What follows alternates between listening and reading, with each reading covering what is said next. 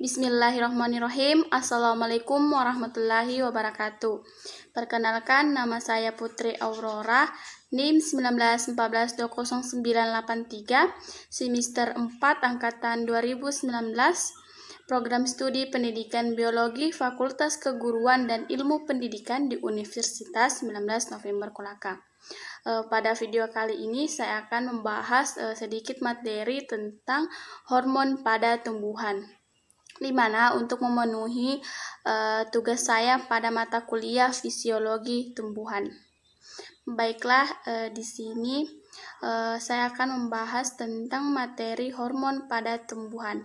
Adapun topik yang akan dibahas pada materi ini yaitu pengertian dari hormon, sistem dan transfer hormon, kerja hormon pada tumbuhan, dan macam-macam hormon pertumbuhan.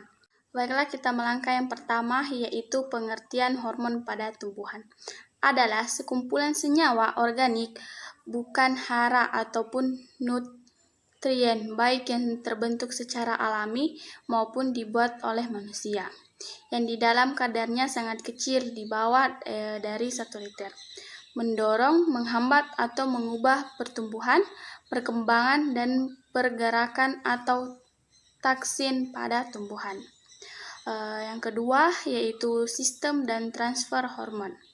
Pada tumbuhan, hormon dihasilkan terutama pada bagian tumbuhan yang sel-selnya masih aktif, membelah diri, pucuk batang atau cabang atau ujung akar, dalam tahap perkembangan pesat buah yang sedang dalam proses pemasakan.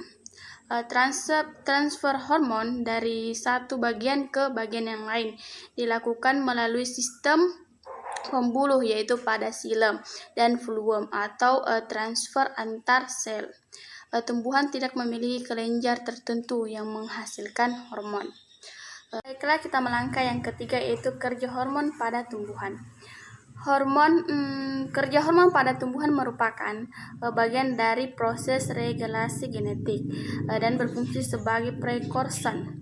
Rangsangan lingkungan memicu terbentuknya hormon tumbuhan bila konsentrasi hormon telah mencapai tingkat tertentu. Sejumlah gen yang semula tidak aktif akan melalui terekspresi. Setiap hormon mempengaruhi respon pada bagian tumbuhan. Respon itu bergantung pada spesies bagian tumbuhan, fase perkembangan, konsentrasi hormon, interaksi antar hormon, dan berbagai faktor lingkungan, yaitu pada cahaya, suhu, kelembapan, dan lain-lain.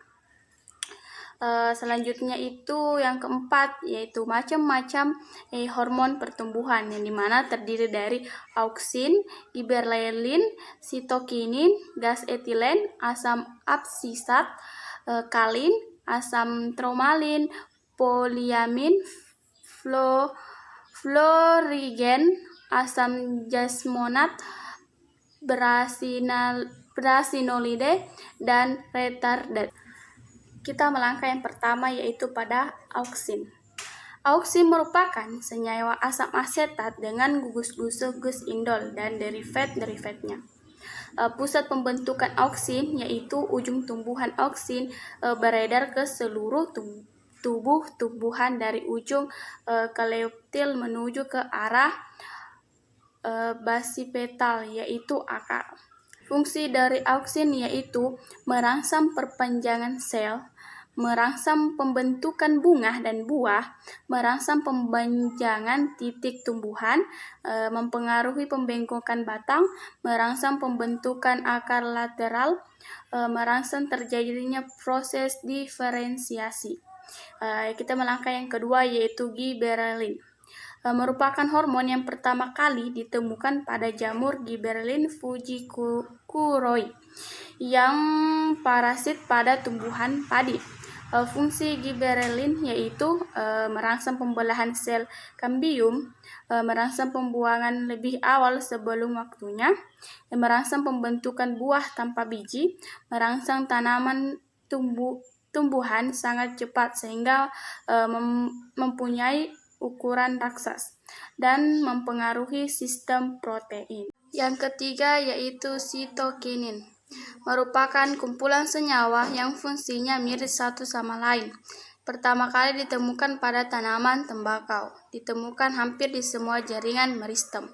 Fungsi dari sitokinin yaitu bersama auksin dan giberelin merangsang proses pembelahan sel, menunda pengguguran daun, bunga, dan buah, mempengaruhi pertumbuhan tunas dan akar, meningkatkan daya resistensi terhadap pengaruh yang merugikan seperti suhu rendah, infeksi virus, pembunuh gulma, dan radiasi, menghambat menguningnya daun dengan jalan membuat kandungan protein dan klorofil yang seimbang dalam daun, mempercepat pertumbuhan memanjang.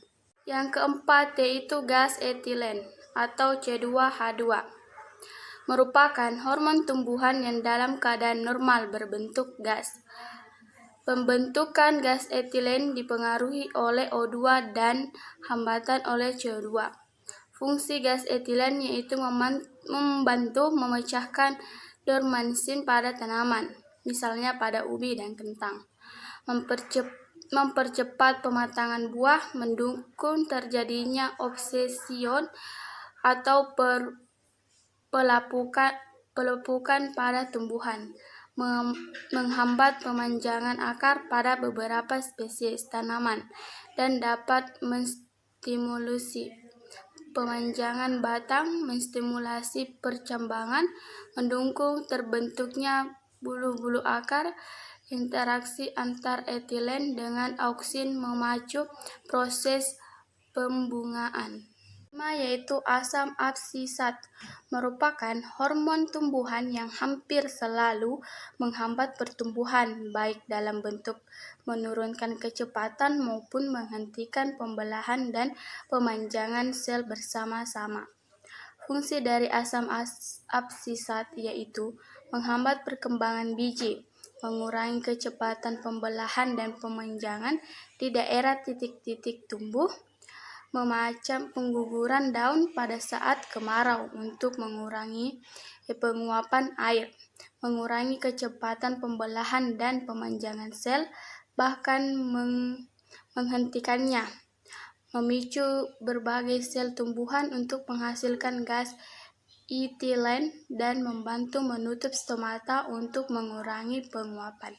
Selanjutnya yang keenam yaitu kalin, merupakan hormon yang mempengaruhi pembentukan organ, dihasilkan pada jaringan meristem. Berdasarkan organ yang dipengaruhinya, kalin dibedakan atas. Rhizokalin mempengaruhi pembentukan akar, kaliokalin mempengaruhi pembentukan batang, filokalin mempengaruhi pembentukan daun, antokalin mempengaruhi pembentukan bunga dan buah. Dan selanjutnya itu yang ketujuh, asam tralimalin, disebut sebagai hormon kambium karena hormon ini berperan apabila tumbuhan mengalami kerusakan jaringan. Jika terluka, tumbuhan akan merangsang sel-sel di daerah luka menjadi bersifat meristem lagi, sehingga mampu mengadakan pembelahan sel untuk menutup luka tersebut. Peristiwa ini dapat terjadi karena adanya asam traumalin. Yang kedelapan yaitu poliamina.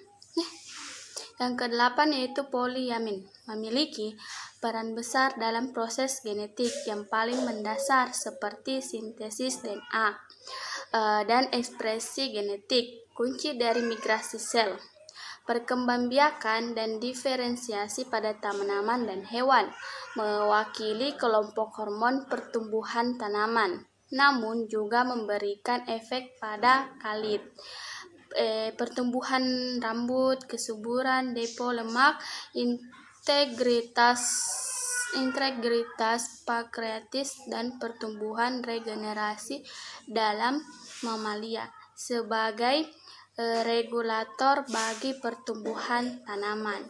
Yang kesembilan yaitu florien, Hormon yang memacu pembentukan bakal bunga ketika periode gelap lebih lama dibandingkan pada periode terang, maka sintesis hormon florigen lebih banyak dan bakal bunga akan tumbuh lebih cepat. Selanjutnya yaitu yang ke-10, asam jasmurat dapat menghambat pertumbuhan beberapa bagian tumbuhan, sangat kuat mendorong pertumbuhan daun. Yang ke-11 yaitu brasinolide.